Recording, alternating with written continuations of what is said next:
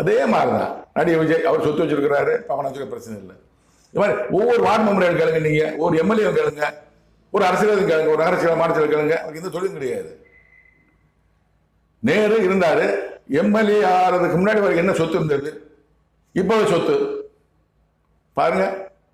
ஒவ்வொரு அமைச்சரும் பாருங்க, முன்னாள் அமைச்சர், இன்னாள் அமைச்சர், எல்லாத்தையும் எல்லா அரசியலும் கூப்பிடுங்க, நீங்க கூப்பிடுங்க. வாங்க சார், நீங்க வந்து எப்போ அரசியலுக்கு வந்தீங்க?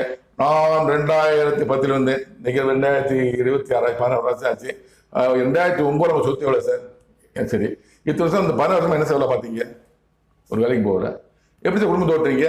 எப்படி சார் சாப்பிட்றீங்க? எப்படி சார் காரில் போறீங்க? எப்படி சார் பின்னாடி 10 ரூபா 10 ரூபாய் செலவு பண்ணுறீங்க? கேளுங்க. எல்லாம் மக்கள் பணம், பரிதானம். தேசத்தின் நலன் அல்ல, அவர்கள் குடும்ப நலனே அவருக்கு முக்கியமானது. என் வார்த்தை அல்ல, கடவுள் வார்த்தை. கடவுள் சொன்ன வார்த்தை நான் விளக்கம் சொல்றேன். நான் பொறுப்பு அல்ல, கடவுள் தான் பொறுப்பு.